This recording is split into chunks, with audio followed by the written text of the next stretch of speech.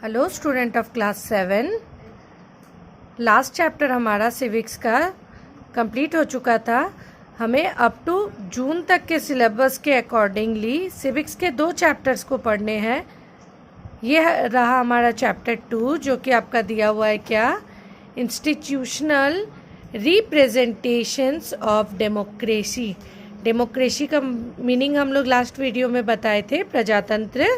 अब ये हमारा जो चैप्टर 2 है ये क्या दिया हुआ है, प्रजातंत्र का संस्थागत प्रतिनिधित्व। इंस्टीट्यूशन मतलब हो गया संस्थागत और रिप्रेजेंटेशन मतलब प्रतिनिधित्व। ठीक है, ये चैप्टर 2 है। ये रहा हमारा first topic, universal adult franchises.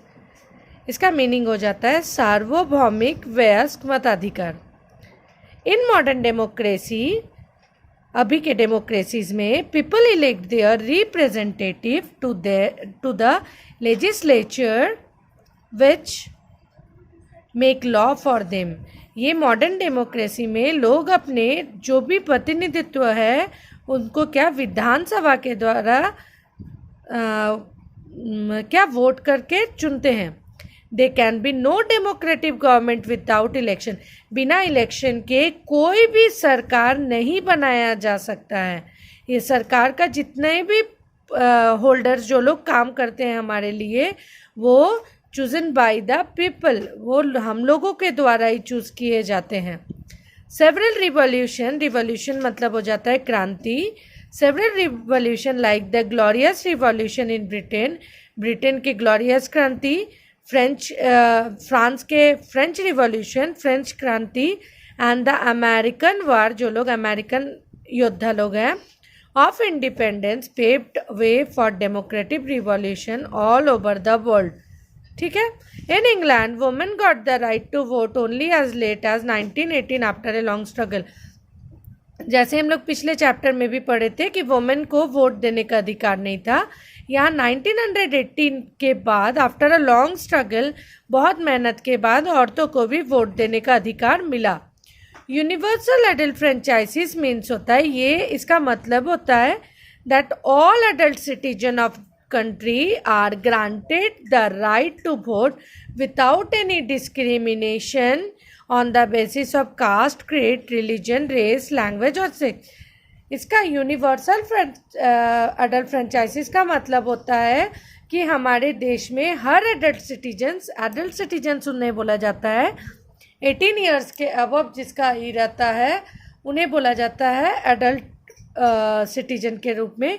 हमारे देश में हर एडल्ट सिटीजन्स को वोट देने का पूरी अधिकार है। इसके बीच में किसी भी तरीके का कोई कास्ट, कोई क्रीड, कोई रिलीजन मतलब कोई जाति, धर्म या कोई भाषा या कोई भी, चाहे वो लड़का हो लड़की हो, कोई भी डिस्क्रिमिनेशन के बेसिस पे नहीं होगा। मतलब हर एक इंसान को एक जैसा अधिकार दिया गया है वोट देने का। In India, all citizens who are the age of 18 or above had been granted to right to vote। मतलब इंडिया के हर सिटीजन को जो 18 साल या 18 साल से ऊपर की आयु के हैं उन्हें अधिकार दिया गया है वोट देने का। ठीक है। It is based on the principle of one man one vote. मतलब ये उस रूल के अंतर्गत आता है, एक मनुष्य का एक वोट काउंटिंग होता है। ऑल पीपल वेदर सच और पुअर, लिटरेट और इलिटरेट, हाई और लो, हैव इक्वल वोट वैल्यू। हर इंसान का वोट एक ही जैसा गिनाएगा, चाहे वो अमीर हो, चाहे गरीब, चाहे शिक्षित हो, अशिक्षित हो, लेकिन उनका वोट एक वोट के काउंटिंग के अनुसार गिनाया जाएगा। इसका मेरिट्स क्या क्या हुआ देखिए, ये पॉलिटिकल इक्वलिटी को बढ़ाया गया। यहाँ हर सिटीजन को अधिकार मिला अपना सरकार अपने चुनने का बिना किसी डिस्क्रिमिनेशन के। उसके बाद it less foundation of strong, ये सरकार का एक स्ट्रॉन्ग फाउंडेशन बनाया गया जहाँ पे वोटिंग अधिकार सबको मिला। थर्ड टॉपिक जो हमारा दिया गया है, it make the government accountable to the people. If a party does not work for the welfare of the people they can vote if out the next election.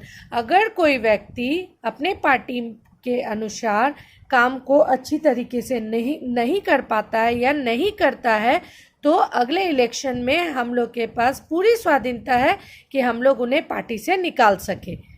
इसमें क्या हुआ, पीपल जो है पब्लिक इंटरेस्ट में भी participate करना शुरू किए।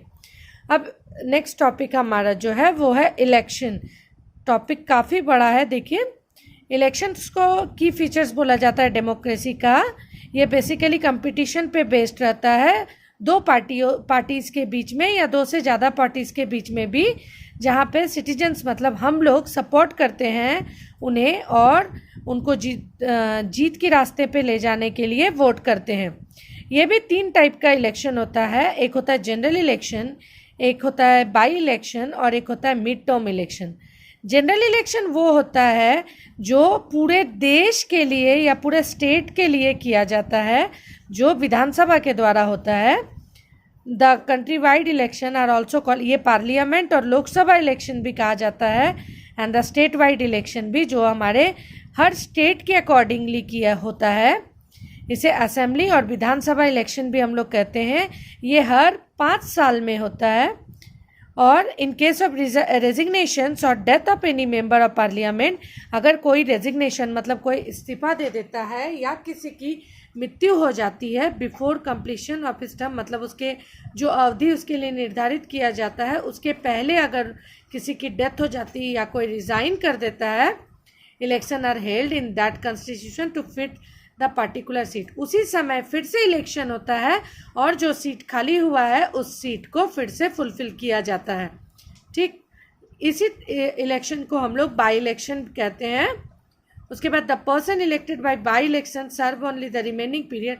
बाई इलेक्शन के द्वारा जो भी आदमी को लिया जाता है वो एक निश्चित समय के लिए होता है। बाय द प्रीवियस मेंबर और till the house is dissolve, जब तक कि वो टाइमिंग आपका ख़त्म नहीं होता है तभी तक के लिए वो होता है। उसके बाद under certain circumstances the president में on the advice of prime minister, prime minister के एडवाइस से प्रेसिडेंट जो है वो डिसॉल्व कर सकते हैं लोकसभा बिफोर, जब तक उसका टाइम ख़त्म नहीं होता। अगर वो उससे पहले भी अपने आप को डिसॉल्व करना चाहे तो वो प्राइम मिनिस्टर की परमिशन से और उनसे डिस्कस करने के बाद वो ऐसा कर सकते हैं। और and order fresh election for the constitution new house, फिर से एक नया इलेक्शन शुरू होगा जो उस नए एरिया मतलब नए हाउस के लिए सिलेक्ट किया जाएगा। जनरल इलेक्शन वो होता है जो मिड टर्म इलेक्शन बीच में जो लिया जाता है उसे मिड टर्म इलेक्शन कहते हैं। As it held before time, मतलब समय से पहले अगर वो इलेक्शन हो जाए तो उसे मिड टर्म इलेक्शन कहते हैं। ये देखिए, ये 5 साल का टाइमिंग दिया रहता है। ये 10 legally is a general elections held in midterm. The same is also true of state assembly. ये स्टेट असेंबली के थ्रू में किया जाता है।